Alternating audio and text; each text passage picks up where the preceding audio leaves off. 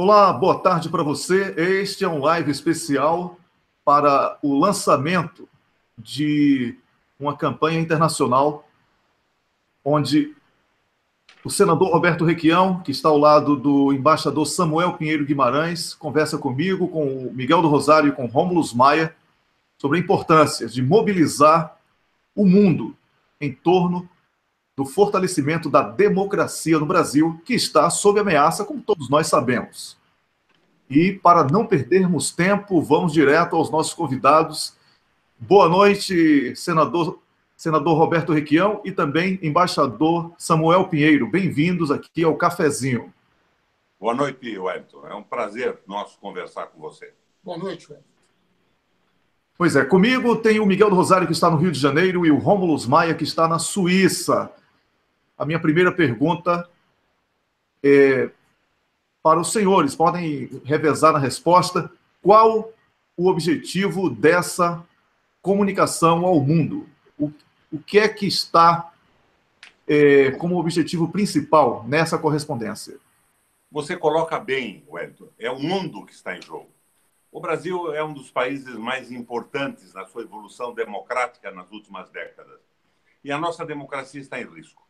O governo sofreu um golpe parlamentar e agora estão pretendendo eliminar do processo de competição para a eleição do próximo presidente da República o único candidato que, no momento, está representando um corte nessa proposta neoliberal. Eu levantei, alguns dias atrás, por sugestão de companheiros lá do Paraná, o movimento para irmos a Porto Alegre, para que os democratas do Brasil se mobilizassem. E, ao mesmo tempo, eu chamei a atenção para a necessidade, pela importância do nosso país, na América do Sul e no planeta Terra, de que mobilizássemos democratas atentos para a situação do Brasil em todo o mundo. Então, o embaixador Samuel Pinheiro Guimarães tomou a si essa tarefa e preparou um manifesto por eleições livres, justas e transparentes no Brasil para ser assinado por democratas de outros países. O Samuel vai explicar para vocês o teor do seu manifesto. Bem, a ideia, Wellington, é de que nós tenhamos assinaturas de grande peso, principalmente de presidentes e ex-presidentes, a começar pela América do Sul, mas também pela Europa, que possam se manifestar a favor da democracia no Brasil, da realização das eleições que estão ameaçadas e do direito de todos os brasileiros de participar dessas eleições diretas para presidente e da candidatura do presidente Lula. Então, a ideia é procurar o apoio dessas pessoas que foram e que exerceram em seus países funções da mais alta relevância, para termos um impacto importante na opinião pública do mundo e do próprio Brasil. Wellington, o presidente Lula tem uma importância fundamental nesse processo. O seu governo desenvolveu políticas sociais e claramente prestigiou as classes trabalhadoras, o povo mais simples do país, com programas compensatórios e mudanças legais mesmo, que fizeram com que se consolidasse e avançasse no Brasil esse processo de conquistas sociais e civilizatórias das últimas décadas. No Brasil e no mundo, porque nós somos herdeiros de avanços e conquistas do ocidente do planeta Terra. Mas hoje o que nós vemos é um avanço do capital financeiro, uma ausência absoluta da fraternidade e um processo continuado e rápido para eliminar todas as conquistas sociais. Então, estas manifestações, que para nós são fundamentais aqui no Brasil, nós achamos que é importante que todos os democratas que têm consciência política se manifestem nos seus locais de trabalho e no dia 23 e 24 estejam em Porto Alegre para dizer que nós não aceitamos a ausência do Lula no processo eleitoral, não pelo Lula, mas pela democracia, pelo que a sua candidatura significa para nós brasileiros nesse momento, como contenção desse processo suicida de liquidação do Estado Social no Brasil. Então, eu tomei uma iniciativa e, a seguida, o Samuel toma outra, que é de viabilizar contatos e fazer uma sugestão de uma demonstração, um texto demonstrativo de apoio e de comoção dos democratas importantes do mundo, mesmo fora do Brasil, nesse momento. Alguns estão sendo sondados. Alguns não poderão estar aqui, mas se farão presentes, como nós estamos fazendo presente no mundo hoje, pelo cafezinho, pelo sistema de comunicação de vocês, eles se farão presentes no dia e se farão presentes também pela assinatura que aporão a esse documento redigido pelo Samuel, que será redigido daqui para frente em várias línguas, para ser entendido, aceito e assinado pelas pessoas que se interessam pela democracia no mundo e, portanto, pela democracia no Brasil também. Ok, essas foram as primeiras palavras dos nossos convidados, senador Roberto Requião e também do embaixador Samuel Pinheiro Guimarães. Estamos fazendo um vídeo especial aqui para anunciar uma carta de manifesto, um manifesto em torno da defesa da democracia no Brasil. Miguel do Rosário, editor aqui do blog O Cafezinho, é o próximo a participar. Miguel, boa tarde. Pode ficar à vontade. Boa tarde, Wellington. Boa tarde, senador. Boa tarde, embaixador. A minha pergunta é na linha do que os senhores já estão falando. O ex-presidente Lula, ele hoje lidera todas as pesquisas, está num caminho ascendente. E no dia 24 de janeiro vai ocorrer o julgamento em segunda instância e os sinais emitidos pelo judiciário não me parecem muito positivos. Então, caso haja uma condenação do Lula em segunda instância, como a sociedade deve reagir a isso? A situação é muito delicada, porque eu, pessoalmente, e o Samuel também, nós dois temos consciência de que o povo brasileiro não será escravizado. O povo brasileiro tomou consciência dos avanços sociais, como eu disse, do Ocidente, consolidados pela CLT no Brasil. Nós não vamos dizer a você que a nossa consolidação das leis do trabalho e o nosso sistema de previdência pública não devesse sofrer alguns ajustes. Mas eles não estão fazendo ajustes. Eles estão num movimento de domínio absoluto do capital financeiro e num processo de semi-escravização do trabalho no Brasil, ao mesmo tempo em que entregam para o capital financeiro, o capital improdutivo, o capital vadio, o controle da nossa economia. Nós temos um Banco Central dominado pelo Bradesco e pelo Itaú e o Ministério da Fazenda dirigido pelo Meirelles, que é um funcionário de banco, um homem que passou a sua vida inteira vendendo cartão de crédito e seguro para os correntistas dos bancos. Eles estão a serviço dos interesses do capital. Eles não têm a menor intenção, a menor preocupação, dizendo de uma forma mais clara, com o progresso social do Brasil, com o salário dos trabalhadores, com as famílias, com a felicidade do povo. Então, nós acreditamos que se não tivermos essa interrupção que se dará pela candidatura do Lula, que representa hoje, com seus acertos e com seus erros também, nós não estamos sacralizando o Lula, nem na condição de devotos do nosso ex-presidente.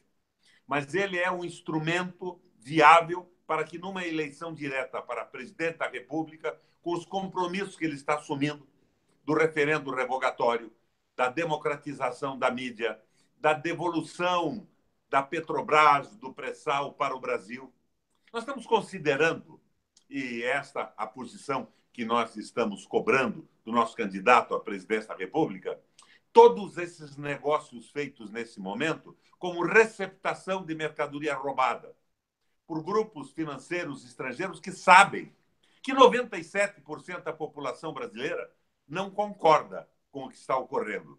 Então, é viabilizar a candidatura do Lula e a interrupção democrática desse processo, ou seguramente nós teremos pela frente convulsão social e uma revolta firme do povo brasileiro, que não será escravizado como quer o capital financeiro nesse momento, no Brasil, na América do Sul e no mundo. Embaixador Samuel Pinheiro, é a mesma pergunta, eu acho que vale para o senhor também. a sua experiência, os exemplos recentes na América Latina, o senhor que é um conhecedor profundo aí da América Latina, podemos dizer que o povo brasileiro poderá reagir como em casos semelhantes, recentemente o povo argentino, aquela revolta contra a reforma da Previdência, a Venezuela, que vem se reconstruindo sob um intenso ataque dos Estados Unidos da América. Temos também o exemplo do Equador, onde o presidente, né, que foi indicado pelo Rafael Correa, traiu a confiança do eleitor e hoje já gera uma revolta na sociedade. O brasileiro tem essa consciência política ou essa consciência se dará pelas perdas impostas por um governo sem proposta para o povo, embaixador? Olha, eu tenho certeza de que o povo reagirá a isto. E o povo está reagindo nas próprias pesquisas de opinião, porque cada uma dessas pesquisas revela o apoio do povo à candidatura do presidente Lula e cada uma das caravanas em que ele tem percorrido o país. São manifestações extraordinárias que o próprio senador tem participado e conhece. Não é? Agora, estamos aqui num processo em que 3 juízes de um tribunal federal regional, reconhecidamente simpáticos ao juiz Sérgio Moro, podem decidir a sorte da nação brasileira. É algo que não pode simplesmente ser aceito de uma forma, digamos, tranquila pela população. Naturalmente que vai ser feito recurso a cada uma das instâncias judiciais e, finalmente, tenho certeza de que a candidatura do presidente Lula estará, digamos, no dia das eleições para que o povo a sufrague. Agora, eu preciso dizer que nós temos hoje em dia no mundo todo uma enorme ofensiva do capital, sempre com as mesmas diretrizes, né? A redução dos direitos dos trabalhadores, a redução dos salários, a reforma da Previdência para entregá-la a interesses privados, não é? A redução do Estado ao mínimo, a redução dos programas sociais. Isso está ocorrendo agora na Argentina. O governo Macri já anunciou, além da reforma da Previdência, que vai também fazer uma reforma tributária para reduzir os impostos das empresas. Que é isso que aqui no Brasil, certamente, o governo vai propor, que já propôs uma reforma tributária. Certamente não é para favorecer os mais pobres. Né? Isso está ocorrendo na França. Isso está ocorrendo nos Estados Unidos, agora com a recente redução dos impostos. É um ataque, como disse o senador, do capital aos direitos do trabalho. Capital financeiro. E veja, Wellington, mais uma vez eu repito aqui. Senador, tá sem som, Wellington. Eu queria pedir ao Miguel para que fizesse um reparo no som do Facebook. O público está dizendo que estava tudo ok e, de repente, ficou duplicado o som. Tá? Já consertei, porque eu estou tentando elevar o som. Na realidade, no YouTube está muito bom, mas o som está baixo do senador e do embaixador. Então, pediria que eles falassem um pouquinho mais alto, se fosse possível, né? Mas eu estou pedindo para o pessoal ir para o YouTube, que no YouTube está perfeito. Tá? Mas então é isso. Mas já corrigi isso, Wellington, tá? Tudo bem. Então tá. Aliás, então deixa eu explicar. Nós estamos num bom momento, porque a imagem está muito boa, o som está razoável, mas como a equalização do som é automática e o tom da minha voz é um pouco mais alto que o do embaixador Samuel Pinheiro, talvez tenhamos um problema de equalização quando passamos de um para outro a possibilidade de conversar com vocês. Mas veja bem, Wellington, então, é precarização do Estado dominado pelo capital? O presidente da República passa a ser um feitor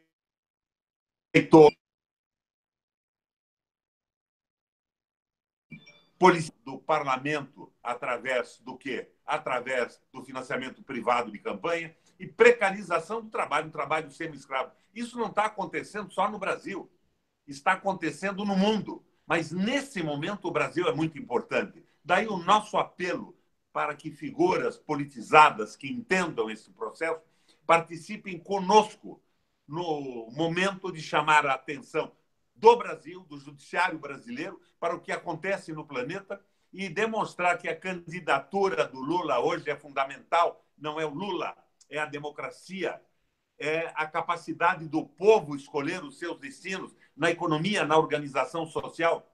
Isso não pode ser, de uma hora para outra, objeto exclusivo da decisão de algumas figuras do Judiciário e do Ministério Público que acabaram sendo adestradas com cursos no exterior, Harvard, cabeça feita, e que estão vivendo privilégios muito grandes em relação ao conjunto da população. Nós estamos vivendo uma desordem absoluta do comportamento institucional do país.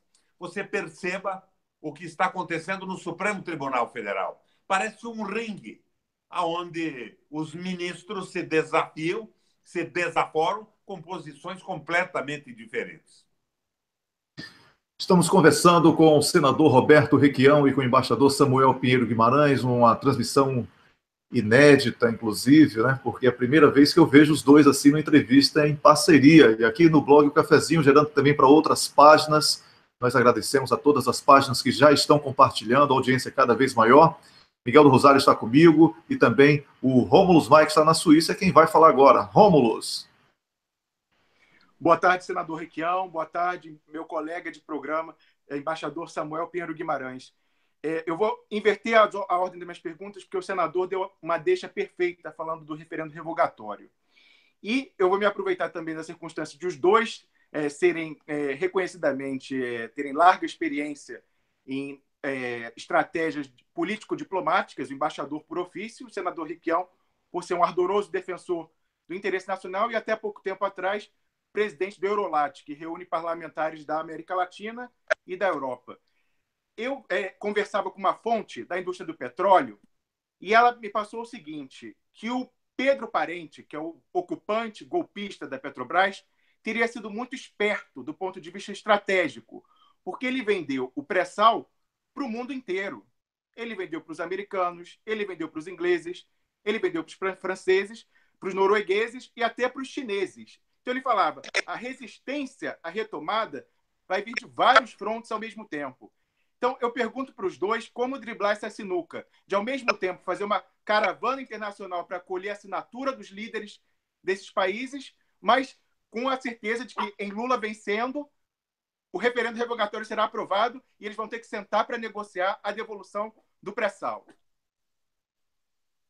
Você deixou clara a estratégia do capital internacional. Eu, pessoalmente, tenho a certeza que o primeiro ponto de apoio do golpe parlamentar foi o interesse financeiro norte-americano. Mas depois, no poder, o desejo de permanecer no poder e de escapar da cadeia, porque os crimes se multiplicam e as denúncias são muito pesadas contra os governantes, eles abriram um pouco esse leque e passaram a vender não só o pré-sal, mas também o setor de geração de eletricidade no Brasil para multinacionais, dizendo que empresa estatal não funciona, que nós teríamos que privatizar tudo. Mas daí surge o primeiro disparate completo. Venderam 3 usinas instaladas em Minas Gerais. Uma estatal chinesa comprou uma, a segunda foi uma estatal francesa e a terceira uma estatal italiana. Eles estão tentando, a serviço do capital financeiro internacional, dificultar a reação.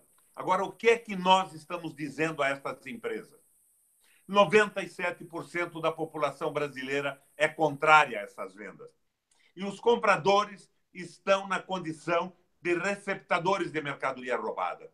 O Brasil precisa desse petróleo para o seu desenvolvimento. Precisa do conteúdo nacional para alavancar o seu crescimento industrial. A Petrobras era responsável até pouco tempo por 80% dos investimentos feitos internamente no Brasil. Com o fim do conteúdo nacional, nós vamos perder completamente isso. E é um jogo do capital internacional que está mexendo os seus peões também. Mas eles têm que entender que os brasileiros têm consciência do que está acontecendo, que com 97% de rejeição, esse governo não tem legitimidade para vender o que está vendendo. E a reação vai ser muito pesada, porque, paralelamente ao entreguismo, existe esse trabalho de precarização do trabalhador brasileiro, de fim de todas as garantias trabalhistas e da entrega da Previdência Social para a banca. Então, nós estamos sendo objeto de uma experiência terrível, que, aliás, é a mesma que ocorre na Argentina hoje com o Macri. Mas existem também algumas contradições.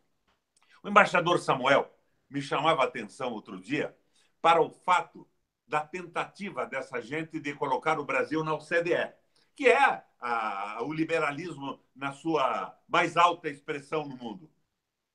Esta tentativa encontrou uma oposição do Donald Trump, que está fazendo o jogo do capital norte-americano, não é o jogo do capital liberal no mundo, e que diz que a América tem que ser dos americanos.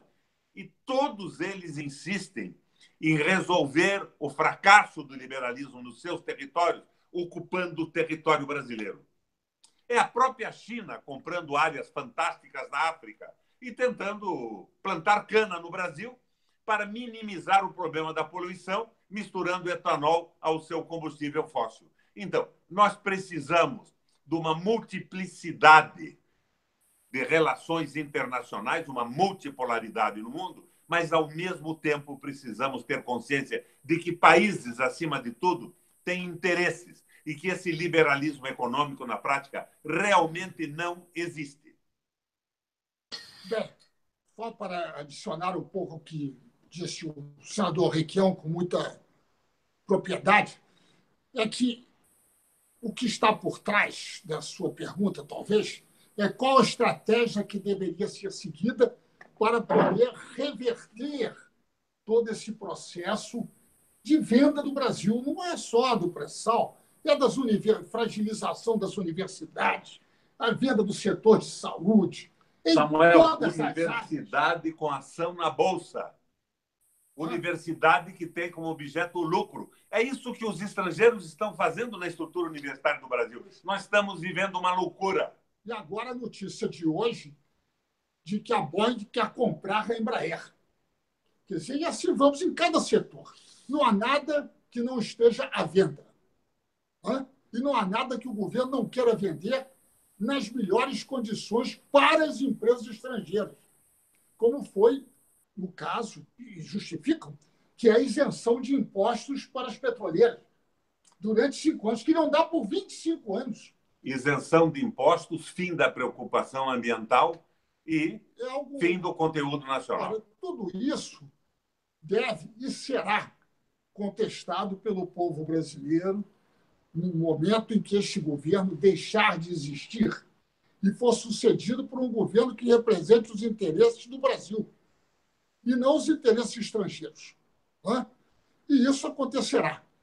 A estratégia, naturalmente, será, na minha opinião, terá que ser levada com muita cautela e com grande participação popular, compreenda o que ocorreu e que possa apoiar a revisão desses atos, que são dos mais diferentes setores. Ontem, 2 dias atrás, a notícia no jornal Valor que 9 milhões de brasileiros tinham voltado à situação de pobreza, abaixo da linha de pobreza, sendo que 5 milhões abaixo da linha de extrema pobreza, que significa ganhar R$ 137 por mês, que é a situação de extrema pobreza. Mais ou menos $30. $30, né? Então é algo extraordinário. E, ao mesmo tempo, nesse mesmo dia, na mesma capa, havia uma declaração de um presidente de uma grande multinacional automobilística dizendo que agora o país virou um país maduro. Isso é algo de um cinismo extraordinário.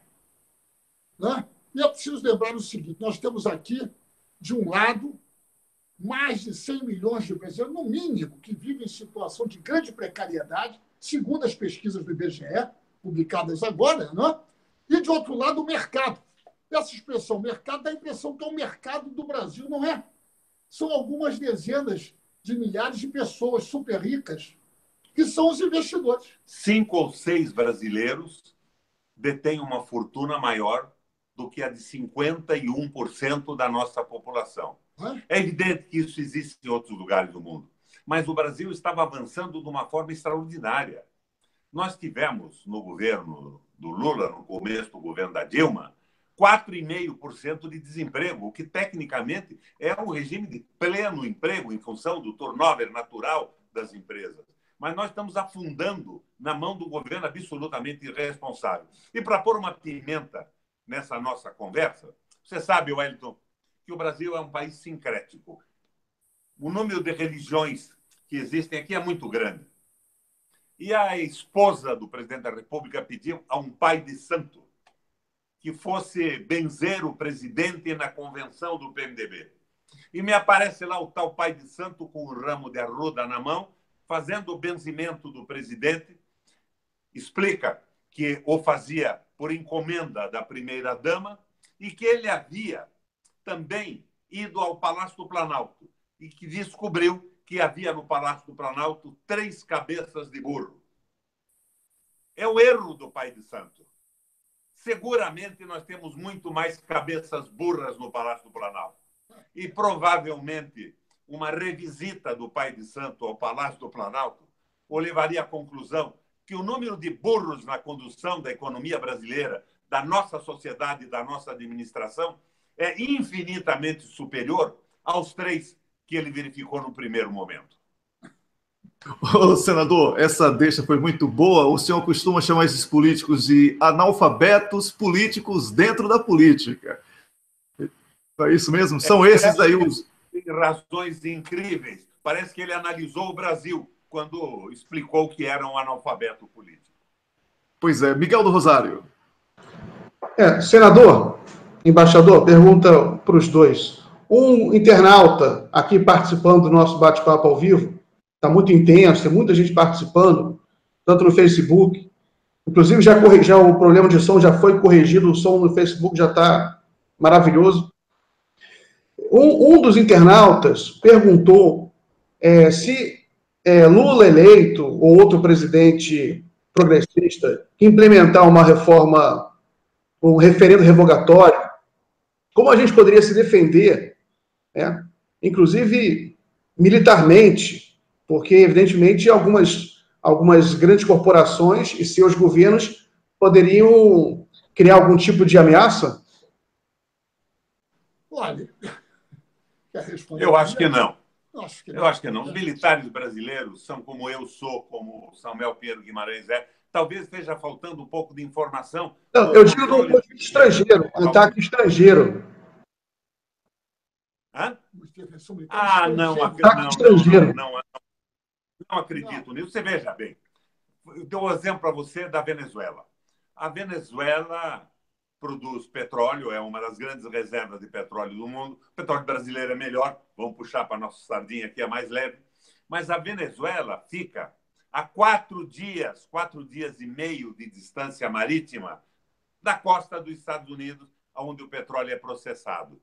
A Arábia Saudita, outro país detentor de reservas incríveis e baratas, afloram a flor da terra, fica a 45, 50 dias. Mas por que a Venezuela ainda não foi ocupada? Porque existe nessa multiplicidade do mundo hoje interesses divergentes. A Rússia não vai permitir que isso aconteça. A China tem interesses na Venezuela de financiamentos que tem a receber. A Rússia fez empréstimos enormes. Esses empréstimos estão sendo pagos em petróleo. E eu diria a você que uma parte dos problemas da Venezuela, que diminuiu a sua capacidade de extração por problemas administrativos, é que entrega também uma parte do petróleo como pagamento de empréstimos anteriores que serviram para uma proposta de desenvolvimento que está desmontada.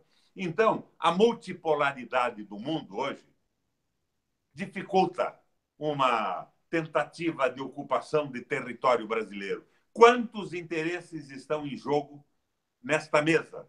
E o fundamental é que nós tenhamos um governo com um presidente da República com amplo apoio popular e uma imprensa democratizada, para que isso que nós estamos fazendo aqui agora com vocês possa ser feito num nível de informação nacional, que nós estamos confinados às possibilidades que o Wellington já tem denunciado como censurada da internet, que está sendo objeto, por exemplo, nos Estados Unidos, de uma censura econômica, quando se pretende, para cada tipo de transmissão, se taxar um custo que pode ser extraordinariamente mais alto, por exemplo, no caso desse Face Live, dessa transmissão pelo Google que nós estamos fazendo agora. Pois é, só para, digamos, adicionar alguma coisa, eu acho que hoje em dia a potência imperial, que são os Estados Unidos, existe a potência imperial e a sua periferia de outros países desenvolvidos. Os Estados Unidos, como disse antes o senador, é que esteve à frente e que está à frente hoje em dia no Brasil. Hoje o governo está cumprindo tudo que os Estados Unidos e as outras potências desenvolvidas pediam que o Brasil fizesse. No Consenso de Washington, por exemplo. Consenso de Washington. Foram sempre contra a criação da Petrobras. Sempre foram contra o conteúdo nacional. Contra o desenvolvimento tecnológico e econômico. Se podia, contra o programa espacial, contra o programa nuclear. Certos setores, o governo está indo com mais cuidado, como é na questão do programa nuclear, mas condenou o almirante Oton a 43 anos de prisão à justiça. E hoje em dia eles procurarão, acho eu, agir através da justiça, entre aspas, de contestar nos tribunais se a ação do governo é correta ou não. E eu acho que o governo, eleito pelo povo, terá condições de fazer uma maioria no Congresso para que o Congresso examine soberanamente todas essas medidas que foram tomadas. Porque as corporações não são mais um suporte confiável para nós. Ministério Público, Judiciário foram alimentados com cursos e bolsas no exterior e não se manifestam. Você veja, há uma mobilização fantástica, Wellington, no Brasil para verificar quem realmente comprou 2 pedalinhos num lago privado, um pequeno lago, num sítio que seria frequentado pelo presidente Lula. Há uma mobilização fantástica para mostrar que o apartamento que nunca foi do Lula, portanto, ele não tem a posse, não tem a propriedade e não pode vender, é do Lula e que viabiliza uma condenação para ele ficar fora do processo eleitoral. Mas nenhuma corporação do Ministério Público e do Judiciário, que está como um Savonarola da época de Florença perseguindo os incréus, se manifestou no momento em que se deu isenção absoluta para as petroleiras que ganharam de presente o pré-sal. Nenhuma corporação dessas se manifestou quando se abriu mão do conteúdo nacional para equipar a indústria de petróleo ligada ao pré-sal. E nenhuma se manifestou. Aí é mais terrível ainda, porque eles têm um veso ambientalista, do qual fazem bandeira a cada momento, quando se flexibilizou a predação da natureza por parte das petroleiras. Então, nós estamos vendo que, embora em alguns momentos eu admita que temos quadros bem intencionados dessas instituições, os que não são corrompidos estão no esquema do Brecht de absoluto analfabetismo político e estão sendo manipulados nesse processo de entrega do Brasil, do fim do Estado Nacional e da escravização do povo trabalhador. Se propõe a venda sem limites de terras brasileiras para grupos estrangeiros. Daqui a pouco teremos empresas ou países com áreas no Brasil maiores que a sua própria base territorial e policiadas com polícias privadas, porque até isso já se tenta liberalizar no Congresso Nacional, a existência de grupos privados armados. Nós estamos sofrendo um ataque do capital financeiro vadio, que é uma reação contra o Estado social que foi criado na Europa. O Estado que respeita as mulheres, que respeita os trabalhadores, que respeita a natureza, que respeita as minorias. Ele está sofrendo uma revanche depois da queda da Rússia, que era uma referência diferente no mundo, do capital financeiro, que pretende o domínio absoluto. Primeiro, bancos centrais dos países. Depois, bancos centrais de grupos de países, como o Banco Central Europeu. E depois, um único Banco Central e o capital comandando o mundo, como num filme de terror do Orson Welles. Estamos conversando com o senador Roberto Requião e também com o embaixador Samuel Pinheiro Guimarães, que estão em Brasília, conversando comigo. Eu sou o Wellington Calazans, falando a partir de Estocolmo, capital da Suécia. Miguel do Rosário está no Rio de Janeiro E o meu colega Rômulus Maia está na Suíça. Rômulus, agora é a sua vez de perguntar. O senador Roberto Requião falava ainda há pouco da necessidade de democratização da mídia do Brasil em face da concentração que a gente vive. E aí eu pergunto, senador e embaixador, se a ideia que o embaixador teve de fazer essa carta e tentar internacionalizar a luta, também a iniciativa do senador Requião, de se dirigir a líderes políticos, se isso visa justamente, de uma forma indireta, a furar esse bloqueio. Porque eu imagino que essa iniciativa vai ser replicada por veículos do mundo inteiro e, como hoje nós todos temos acesso à internet, furará o bloqueio interno porque chegará à população brasileira pela internet, se os veículos do mundo derem isso. Foi isso que o senhor tinha em mente, embaixador? O reflexo interno da internacionalização da luta? Olha, vai ser, na minha opinião, de grande importância.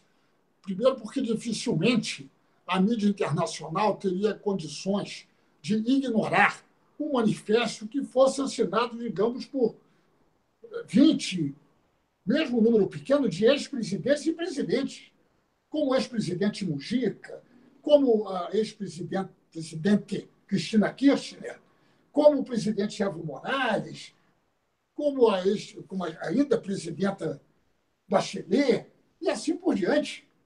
E dificilmente a mídia brasileira poderia ignorar isto. E se ignorasse, isso pode ser publicado como anúncio pago, em que se publica a carta com as assinaturas. Mas eu já tive a experiência como governador do Paraná, eu fui por 3 vezes, quando combati o capital financeiro, de ter a negativa dos jornais de publicarem matérias contestadoras do governo do Estado.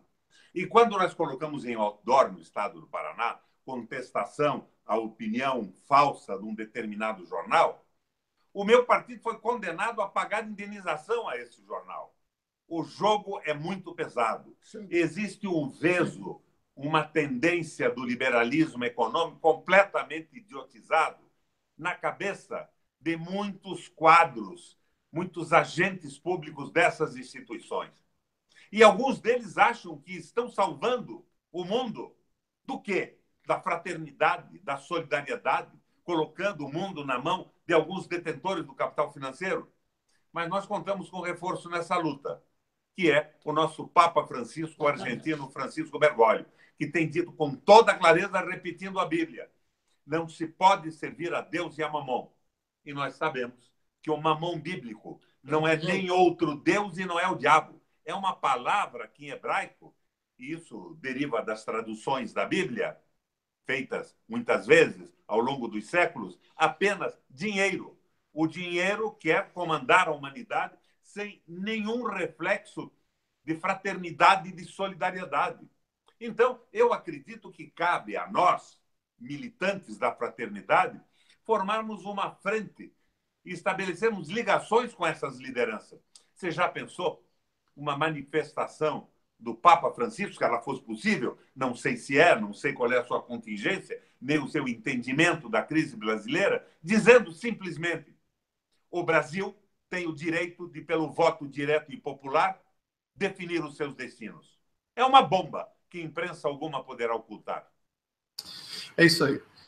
Miguel do Rosário, vamos entrar agora na fase final da nossa transmissão. Eu queria que você fizesse alguns comentários sobre os internautas. A audiência está muito boa. Eu quero agradecer a cada um que acompanha a nossa transmissão e compartilha essa importante entrevista com o senador Roberto Requião e também com o embaixador Samuel Pinheiro Guimarães. Miguel. Então a gente está em participação de muita gente, então tem aquele problema que eu não sei nem por onde começar. Entendeu? Muita gente perguntando sobre o que fazer diante de uma condenação do Lula, né, as pessoas preocupadas, elogiando muito o senador e o embaixador. Aqui, ó, Eliane Feitosa: o Brasil nas mãos dos golpistas vai virar a favela do mundo, querem barganhar nossas riquezas naturais. A gente está tendo muito apoio aqui, o público está gostando muito da posição dos dois. Eu gostaria de perguntar sobre... voltar um pouco a essa questão da comunicação a nível internacional, né? Eu queria que eles explicassem um pouco mais sobre a estratégia de levar isso ao campo internacional, à imprensa internacional. A gente, na blogosfera, eu, particularmente, no Cafezinho, tentei fazer muito isso durante o impeachment, deu certo algumas coisas, a gente conseguiu virar a opinião de alguns jornais importantes, mas, de forma geral, o público estrangeiro, eles se informam muito pela mídia tradicional brasileira. O correspondente estrangeiro lê o Globo, lê a Folha. Então, eu queria que eles explicassem um pouco mais quais são as estratégias para chegar na imprensa internacional, para chegar na classe política internacional. Falasse um pouco mais sobre isso. A mídia internacional é dominada pela mesma força financeira que domina a mídia nacional. A mídia nacional hoje, a brasileira, é internacional. A Rede Globo está a serviço do capital financeiro. É dominada pelos bancos. É a mídia dos grandes bancos e dos seus interesses. Então, essa narrativa é uma narrativa única dentro e fora do Brasil. Ela se informa pela mídia nacional, porque a mídia nacional é encarregada de produzir a narrativa que interessa à mídia global e ao capital financeiro. Mas nós precisamos de ponto de apoio. Me dê um ponto de apoio e moverei o universo. Vocês estão nos dando, nesse momento aqui, a mim, o Samuel, um ponto de apoio. Vamos multiplicar isso. E existem também as contradições. A multipolaridade do mundo, a existência ainda dos BRICS, que de uma forma ou outra foram construídos, os interesses específicos dos Estados Unidos, que quer ser o feitor do universo, a força policial do planeta, em contradição com nacionalismos europeus, nos dão uma possibilidade de acesso e de brechas nessa contradição.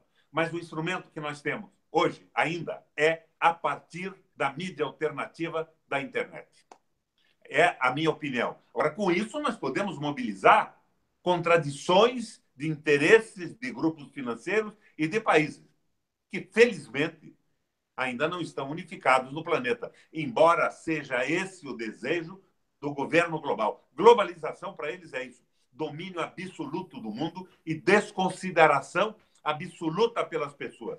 Nessa linha, eu sigo o Papa. Eles querem acabar com a fraternidade.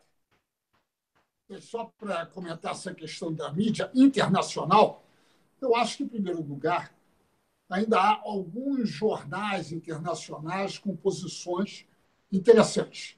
Naturalmente, eles seguiam muito pelos seus correspondentes no Brasil. E os seus correspondentes no Brasil seguiam muito pelo que sai na imprensa. A imprensa ela é totalmente desfavorável ao governo, né? Com uma outra minúscula exceção de um jornalista aqui ou lá. Né?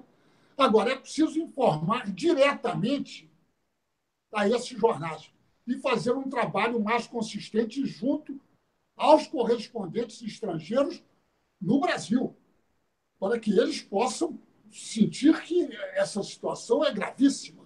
Porque, de um lado, nós temos, Miguel, 50 milhões de pessoas que recebem o Bolsa Família. Isto é, que tem um salário, tem uma renda por mês inferior a R$500, são $5 por mês, são 300 e poucos reais. Entende? São 50 milhões de pessoas. $5 por dia. $5 por dia, desculpe, são, sei lá. É um absurdo, é uma miséria, total. Né? $5 por dia são uns 15 reais. Num país onde um sanduíche do McDonald's custa 28 reais. Então, nós temos essa situação. Isso simplesmente acho que pode não haver Estado, que as pessoas vão poder comprar a educação, saúde, previdência da iniciativa privada. Isso é um absurdo total. É um absurdo total. É um modelo para muito pouca gente. Pois é. E o sacrifício das grandes maiorias de trabalhadores. Parece. E outra coisa que me preocupa, Samuel, é o avanço da tecnologia. O avanço da tecnologia e a robotização são maravilhas do processo civilizatório da humanidade. Mas eles deviam ser apropriados socialmente. Um robô numa fábrica deveria servir para diminuir a carga horária dos operários, dar mais tempo a eles para se cultivarem intelectualmente, para avançarem na literatura, nas informações de qualquer natureza. Mas o avanço tecnológico está sendo apropriado pelo capital financeiro para aumentar os seus lucros, ao mesmo tempo em que propõe o aumento da carga horária dos trabalhadores e a diminuição do salário, como esse governo irracional está fazendo aqui no Brasil, apesar de ter sido benzido por um pai de santo. Pois, enfim, então Pois isso é realmente extraordinário, né? E eu acho que nós temos um trabalho importante a fazer através da mídia alternativa, dos blogs, assim por diante, mas também, acho eu, claro que o futuro governo fará de outra forma, né? Mas já, nesse momento, um trabalho junto aos correspondentes estrangeiros, porque os jornais publicam o que os correspondentes mandam. Exatamente. Agora, Wellington, numa linha que você tem batido algumas vezes e até me sugerido para trabalhar melhor aqui no Brasil. O presidente da República, novamente, numa manifestação absurda de misoginia, declara que a mulher tem que ser a rainha do lar. Ele quer tirar a mulher do meio intelectual e acadêmico e colocar em casa cuidando dos filhos. Ele quer regredir a um período da Idade Média. É um enlouquecimento total, é um atraso, um conservadorismo e, ao mesmo tempo, uma submissão aos interesses do capital financeiro vadio, que quer dominar o mundo. Nós estamos numa situação muito difícil. Fica aqui o meu apelo e do Samuel. Nós vamos divulgar versões em várias línguas esse manifesto. E se vocês que nos acompanham em outros lugares do mundo, que acessam a essa nossa flor do lácio, né? A língua portuguesa, a última flor do laço, inculta e bela, dizia o poeta lá atrás, que nos ajudem a promover as assinaturas desse documento. Muito bem. Ok. Para encerrar, senador Requião e também o embaixador Samuel Pinheiro, essa pergunta eu fiz ao embaixador Samuel Pinheiro a semana passada no programa Expresso da Manhã, aqui no Cafezinho. Então ele já respondeu? Não, mas eu gostaria que fosse feita essa pergunta com os dois, porque isso pode gerar um interessante debate, porque o embaixador Samuel Pinheiro revelou que o ministro do STF, do TSE, Gilmar Mendes, não tem autoridade para fazer acordos de observação de eleição com a OEA, como ele fez. E uma das preocupações de intelectuais e de especialistas no Brasil é a questão da segurança da urna eletrônica. E o Brasil é o único em que o eleitor vota e não pode provar o voto dele. O que abre um leque gigantesco. Sim. Esse assunto é meu, não é do Samuel. Eu, no meu primeiro mandato no Senado, fiz um projeto de lei obrigando que a urna eletrônica emitisse um boleto, um papel que caía dentro dela mesmo, com o voto que seria observado pelo eleitor. Isso foi aprovado. Posteriormente, foi sancionado pelo presidente Lula. Mas o próprio Lula, por uma pressão que eu não sei de onde veio, acabou mandando um processo e um projeto que anulou toda essa conquista da transparência absoluta e da democracia no processo eleitoral. São também as nossas contradições. Por isso eu digo a você, eu e o Samuel aqui somos lulistas, nós não somos devotos. Nós queremos um presidente, candidato à presidência, com compromissos muito claros e suportado em tudo que fez de bom no Brasil, de política social e com esse capital eleitoral incrível que ele tem. Mas nós queremos compromisso. Meirelles, nunca mais. Tá bom, Rômulo, para concluir, porque você fez uma pergunta a menos, por favor. Embaixador e senador, nós discutimos no programa, no nosso programa Expresso da Manhã, o lançamento original dessa ideia. O embaixador veio com essa iniciativa dele de escrever essa carta, e no programa ele dizia que, né, ou pelo menos nós observamos, vendo o texto, que o embaixador, com toda a sua habilidade de destacado diplomata de carreira, elaborou um documento muito simples e centrado em 3 eixos, muito objetivos. A defesa da democracia no Brasil, a realização de eleições limpas, livres e com ampla participação, e o direito da cidadania brasileira, se ela assim desejar, de votar em Lula. E aí eu pergunto, como uma provocação, Diante desses três eixos, quem poderia se opor e não assinar esse documento? Eu acredito que nenhum democrata pode se opor a assinar esse documento. Seguramente o board do Bradesco e do Itaú não concordariam com a ideia.